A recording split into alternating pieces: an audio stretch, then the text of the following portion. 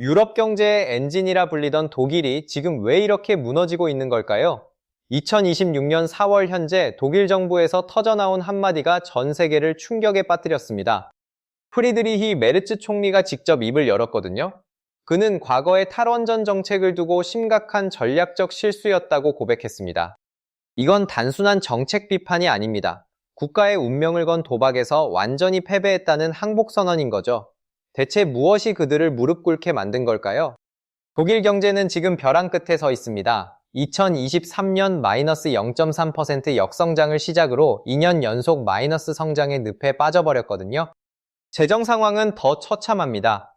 2025년 재정 적자가 229억 유로 증가하면서 총액이 1273억 유로에 달할 것으로 보이죠.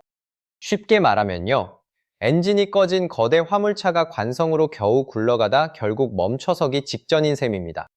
가장 큰 문제는 전기요금입니다. 현재 독일의 전기요금은 이웃나라 프랑스보다 최대 5배나 비싸게 형성되어 있습니다. 이러니 기업들이 버틸 재간이 있겠습니까? 산업 경쟁력이 뿌리째 흔들리고 있는 거예요. 경쟁자는 전동 킥보드를 타고 앞서가는데 독일 기업들만 무거운 모래주머니를 양발에 차고 마라톤을 뛰는 꼴입니다. 2026년은 AI 데이터 센터의 폭발적인 수요가 산업의 성패를 가르는 시기입니다. 하지만 독일은 이 기차에 올라타지 못하고 있죠. 도이체 텔레콤과 엔비디아가 뮌헨에 10억 유로를 투자해 대규모 AI 센터를 구축하고는 있지만요. 전력이 턱없이 부족합니다. 최신형 스마트폰을 샀는데 배터리가 1%뿐이라 전원을 켜지도 못하는 상황과 같습니다. 에너지가 없으면 미래 산업도 없는 거죠. 뒤늦게 원전을 다시 돌리려고 해도 문제가 산더미입니다. 독일 기동민주당은 최근 가동을 중단한 원전 재가동에만 최대 100억 유로가 필요하다고 주장합니다. 우리 돈으로 약 17조 4천억 원에 달하는 엄청난 액수인데요. 한번 부순 도자기를 다시 붙이는 비용이 새 걸 사는 것보다 더 드는 셈입니다. 게다가 기술자와 숙련 인력들은 이미 뿔뿔이 흩어졌습니다.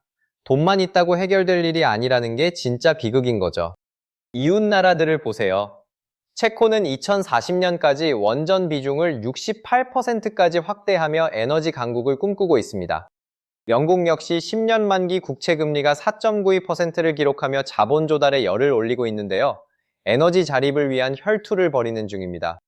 옆집은 태양광과 원전으로 풍족하게 사는데 우리 집만 고집부리다 촛불 켜고 사는 격이니 국민들의 분노가 폭발할 수밖에요. 하지만 여기서 의문이 생깁니다. 독일 정부가 최근 전기료를 낮췄다는 소식도 있거든요. 그런데 그 내막을 보면 더 섬뜩합니다. 2026년 1월부터 산업용 전기료를 5센트로 제한하는 보조금을 쏟아붓고 있습니다. 이건 시장가가 아니라 세금으로 메꾸는 가짜 가격인 거예요. IMF는 전 세계 공공부채가 GDP의 94%에 달한다고 경고했습니다. 지금 독일은 미래 세대의 지갑에서 돈을 꺼내 오늘 전기세를 내고 있는 겁니다. 우리나라는 안전할까요?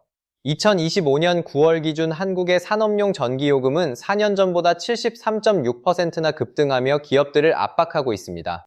2026년부터 본격 시행되는 이후 탄소국경 조정제도 역시 거대한 장벽입니다. 에너지가 곧 국가의 생존권이 된 시대인 거죠.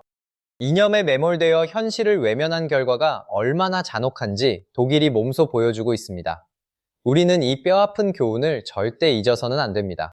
기술은 생물과 같습니다. 한번 숨통이 끊어지면 다시 살려내기가 거의 불가능하거든요. 독일이 과거 37기의 원전으로 전력의 3분의 1을 감당하던 시절의 노하우는 이미 증발해버렸습니다. 핵심 인력들은 은퇴하거나 해외로 뿔뿔이 흩어졌거든요. 이건 정말 심각한 문제입니다. 숙련된 기술자가 사라진 공장에서 설계도만 있다고 기계가 돌아가지는 않죠. 독일은 지금 거대한 에너지 도서관을 통째로 불태워버린 셈인 거예요. 만약 여러분이 수조 원을 굴리는 CEO라면 전기가 언제 끊길지 모르는 나라에 공장을 지으시겠습니까? 이 상황에서 여러분이라면 어떤 선택을 하셨을까요? 2026년 현재 AI는 단순한 유행이 아니라 국가의 심장입니다. 하지만 독일의 심장은 지금 아주 약하게 뛰고 있습니다. 도이체 텔레콤과 엔비디아가 뮌헨에 10억 유로를 투자하며 승부수를 던졌지만 정작 이 데이터 센터를 돌릴 저렴하고 안정적인 전기가 없습니다. 결국 고도의 연산 능력이 필요한 미래 산업은 원전 대국 프랑스로 탈출하고 있습니다. 에너지가 없으면 AI라는 최신형 엔진도 고철 덩어리에 불과하니까요. 남의 나라 이야기가 아닙니다.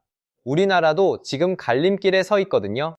한국원자력학회 분석에 따르면 2050년 원전 비중을 50%까지 끌어올리려면 신규 대형 원전 34기와 SMR 20기가 동시에 필요합니다. 이 숫자가 체감되시나요?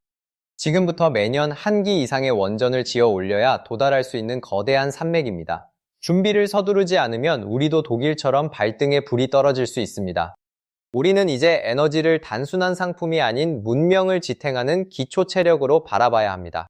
이걸 쉽게 비유하면 마치 수돗물이 나오지 않는 집에서 최신형 정수기를 들여놓는 것과 같습니다. 근본적인 급수가 해결되지 않으면 아무리 좋은 필터가 있어도 소용없거든요.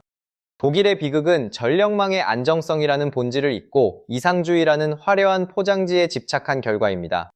앞으로 우리가 마주할 진짜 위협은 단순히 비싼 전기료가 아닙니다. 2026년 이후 전개될 에너지 계급 사회의 도래인데요. 안정적인 기저전력을 확보한 국가와 그렇지 못한 국가 사이의 부의 격차는 지금껏 보지 못한 수준으로 벌어질 것입니다.